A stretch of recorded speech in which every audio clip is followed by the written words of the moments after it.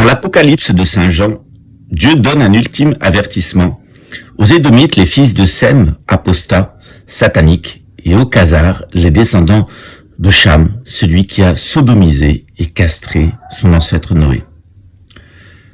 Des hommes durs, des hommes sans cœur, qui sont appelés la synagogue de Satan, celle des faux juifs, sont impliqués dans une vaste conspiration contre l'humanité, dont la sanction sera la colère de Dieu.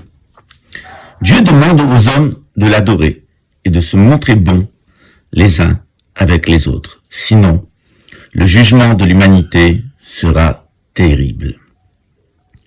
L'ange de l'Apocalypse ne trouve aucun homme juste pour ouvrir le parchemin en rouleau de la révélation de la fin de l'ère des poissons, la période du grand jugement des hommes.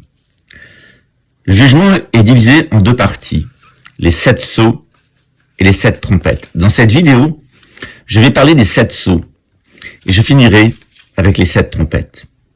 J'en cherche un homme qui initiera la révélation, mais il n'en trouve aucun sur terre. L'apôtre Jean se met alors à pleurer, car aucun homme n'est considéré comme digne. Mais un des 24 vieillards indique que Jésus, l'agneau de Dieu, lui en est digne. Et alors que Jésus apparaît, les 24 vieillards s'inclinent. Jésus brise alors un à un les 7 sceaux, révélant le jugement divin sur la terre. Dans mon cours de gnose chrétienne, je vous invite à découvrir ces 7 sceaux et ce qu'ils signifient. Le premier sceau est l'esprit du mensonge. Il annonce la venue de l'Antéchrist en la personne de Harry Windsor.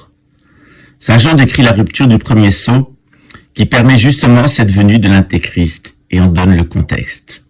Le cheval blanc et la couronne font référence au blason de la couronne britannique qui comporte une licorne, c'est-à-dire un cheval surmonté d'une corne ou d'une couronne. Cet empire, ce règne de Harry sera un règne puissant. Il se manifestera tout d'abord à la fin des temps en Orient pour promouvoir faussement la paix dans le monde. Et on se souvient que Harry est le créateur des Jeux interarmés de Wuhan, où est apparue en 2019 la crise du coronavirus, un virus fabriqué artificiellement à Fort Detrick aux États-Unis. Le drapeau noir porté par l'Antéchrist symbolise son intention réelle, tromper les gens avec une fausse paix et les conduire en réalité à la mort pour dominer la planète. Le deuxième sceau. Le deuxième sceau est l'esprit de la guerre. Jean a la vision de batailles sanglantes. Dans cette période, les 2/3 des habitants de l'hémisphère nord mourront. Le cheval rouge avec l'épée représente la Russie et la Chine qui iront à la guerre totale au nom du nationalisme marxiste contre le nationalisme capitaliste porté par l'Antéchrist. Dieu fera que les adorateurs de l'Antéchrist et des images de la bête souffriront des pustules et d'une longue agonie pour avoir cru aux promesses de santé aussi bien du capitalisme blanc que du communisme rouge. Le troisième sceau, l'esprit de la faim. Jean a la vision de la couleur noire, symbole de la faim, de l'affliction et de la mort. Le cavalier noir détient une balance de commerçants et annonce une crise économique et de pénurie alimentaire. Les prix des aliments deviendront exorbitants. Pour vous donner une idée, le denier est le salaire d'un jour de son époque et il faudra un jour de travail complet pour avoir 1 kilo de pain et 1 litre d'huile. Les prix seront donc très élevés. Quatrièmement, le 4e sceau, l'esprit de la mort et de la fausse éternité, qui est l'enfer. Le dernier cavalier va faire mourir 1/4 de la population de toute la terre et l'amènera en enfer. Ces humains mourront des tromperies de l'Antéchrist, de la guerre chimique et atomique, du capitalisme avec la Russie et la Chine, et de la faim organisée par les hommes mauvais.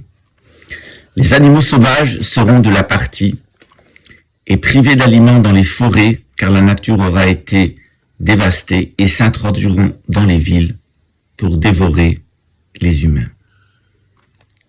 le cinquième sceau, l'esprit de justice. L'ouverture du cinquième sceau opère que tous les hommes et femmes fidèles à Dieu et tués par l'Antéchrist seront ressuscités et instruits dans le ciel.